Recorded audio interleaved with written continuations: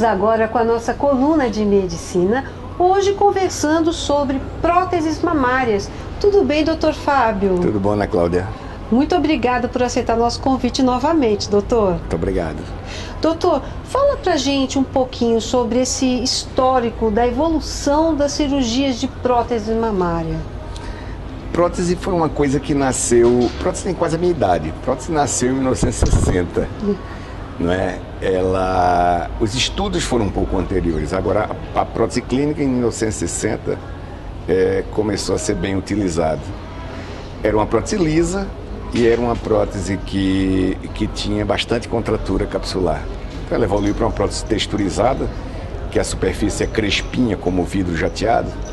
E isso melhorou bastante a evolução dessa contratura capsular, que era o problema que existia na época, como sendo o maior. Essas próteses, elas tinham gel no seu interior e elas vazavam. Quando a gente furava, ela vazava.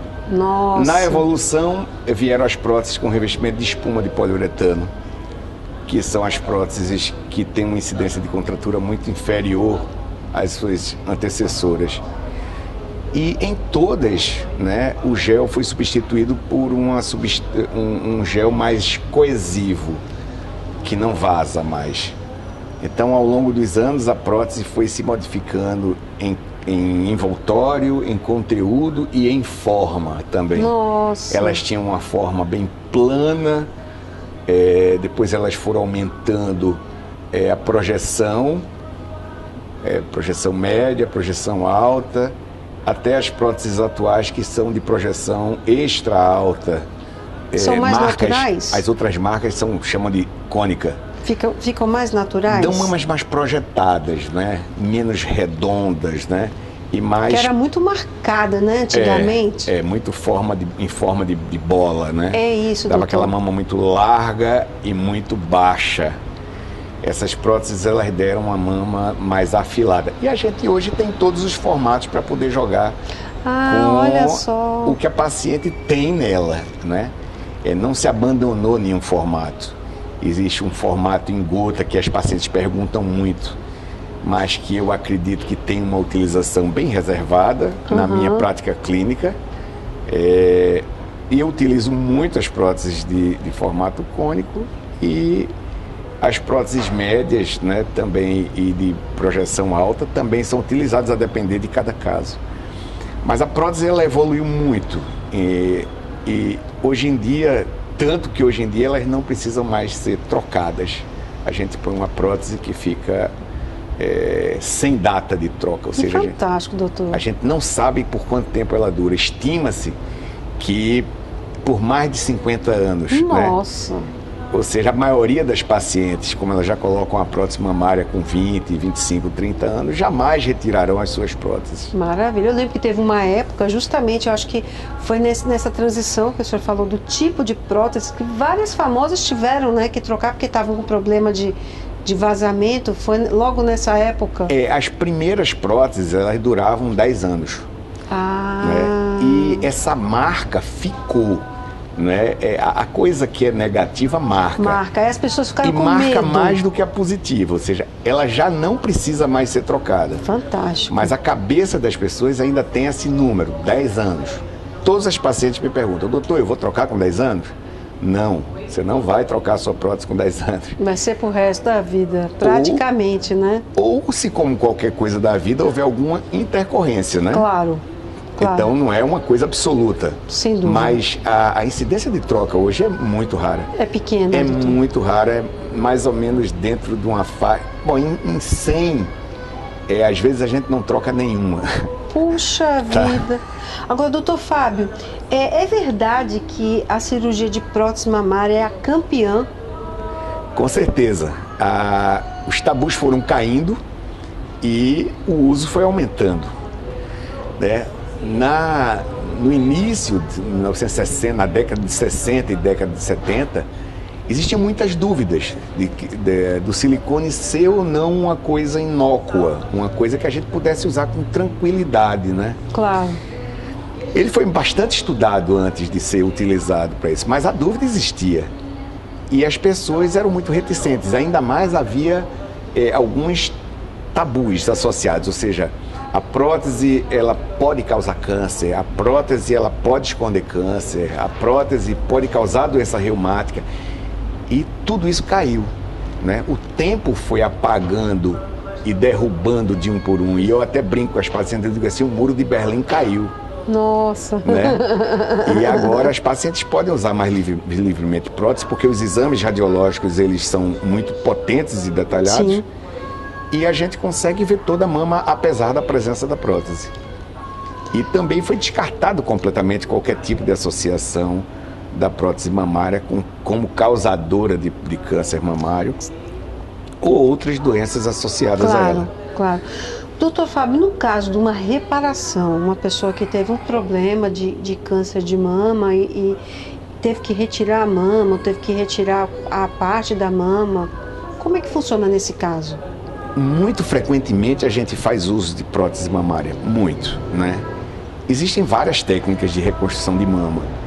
Existe uma técnica em que a gente usa, faz como uma plástica de abdômen. Sim. E leva toda a pele que ia sair para reconstituir a mama. E muitas vezes não se usava prótese de mama.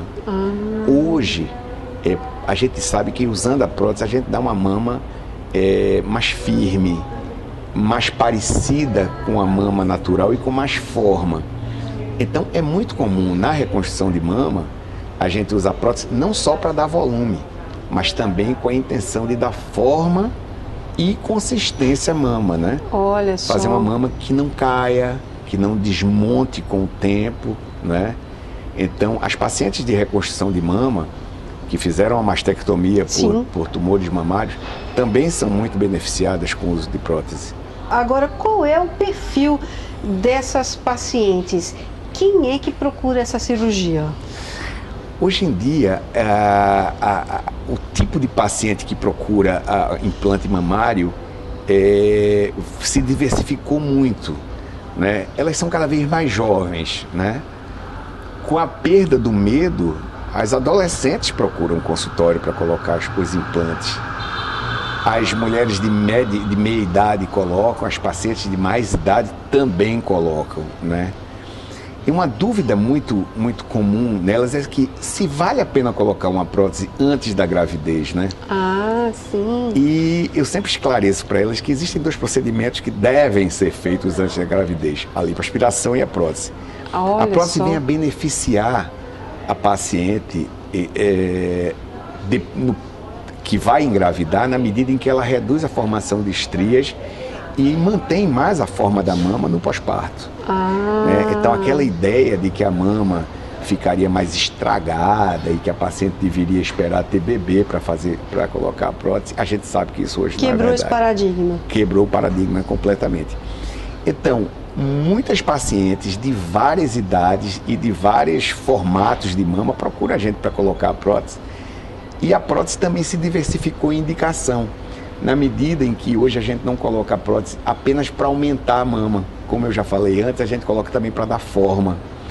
Então, pacientes que emagrecem muito, que ficam com a mama muito flácida, ou que tem bebê e que ficam com a mama muito flácida, ou que diminui muito a mama no pós-parto, ou às vezes até mamas grandes e que vão ser reduzidas, podem ser beneficiadas com uma prótese. E qual é o tamanho mais procurado? Hoje tem isso, um tamanho mais procurado. O pessoal ainda quer próteses muito grandes como as americanas ou está mais consciencioso, doutor? Não. Eu acredito que a clientela hoje migrou para uma prótese de meio, ou seja, para um volume mediano né, da mama. Elas não querem mais aquela mama tão chamativa e nem querem colocar aquela prótese que ninguém nota. Elas querem uma prótese que alguém veja, mas que fique proporcional ao corpo delas, né? Isso em termos de volume do implante varia muito, porque isso depende da estrutura do corpo da pessoa. Claro. Então, a mulher que já tem alguma mama, o implante será pequeno.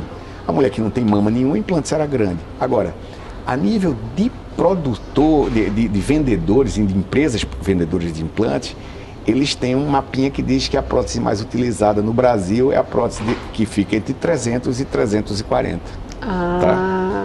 Então, apenas um dado estatístico do número mais utilizado, né? Claro. Já foi a 240, né? 200 a 240. Já foi. E agora? Cresceu. Mas, como resultado cirúrgico, as pacientes não querem mais mamas muito grandes. Doutor Fábio Nóbrega, o pessoal que está em casa nos assistindo, quer saber um pouco mais sobre o assunto, vai entrar em contato com você, como é que pode fazê-lo? Bom, eu tenho uma clínica, a Clínica Desirê, em Boa Viagem, na rua Viador Severiano Lins, número 123, telefone 3466-8658 ou 3089-0863. Doutor Fábio, muito obrigada, foi um prazer recebê-lo aqui. Muito obrigado. E você não sai daí, a gente faz um breve intervalo, mas volta já já.